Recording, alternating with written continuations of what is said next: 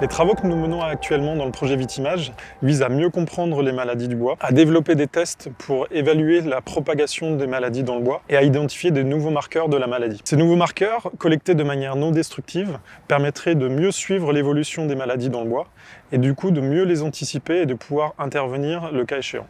Le projet Vitimage vise à mettre les outils d'imagerie non destructifs, tels que l'IRM et la tomographie à rayons X, au service de la recherche pour mieux comprendre les maladies du bois. Et nous avons sélectionné les meilleures techniques pour pouvoir suivre et détecter le développement des maladies du bois à l'intérieur du cep. Le projet se décline en deux parties.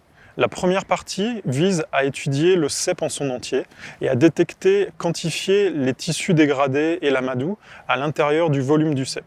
La deuxième partie du projet s'intéresse à étudier plus précisément l'impact des pathogènes sur les tissus du bois en réalisant un suivi par micro-IRM du développement des champignons dans une bouture.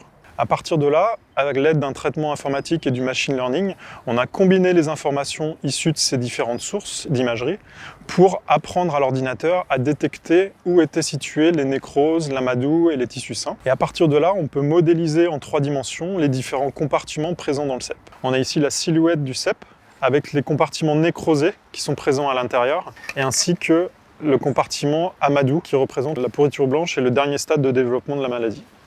À partir du moment où on a quantifié et localisé tous les compartiments nécrosés et sains dans le cep, on essaie de relier ça à l'historique d'expression des symptômes foliaires et d'évaluer quelle est la corrélation entre la présence et la localisation des différentes nécroses et l'expression au champ, au vignoble, des symptômes des maladies du bois. Sur la base de ces premiers résultats et de ces premiers développements, nous avons proposé un nouveau projet qui vise à consolider le suivi par micro-IRM du développement des pathogènes dans le bois. Cela pourra nous servir ensuite à comparer différentes conditions, comparer différents pathogènes, mais également à comparer différentes variétés de vignes pour leur tolérance à la propagation du champignon.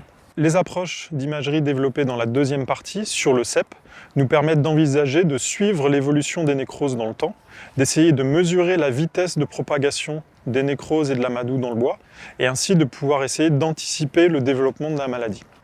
Ces mêmes approches pourraient permettre d'étudier à moyen terme d'autres dépérissements en évaluant l'impact de ces maladies sur la physiologie et sur l'anatomie de la vigne.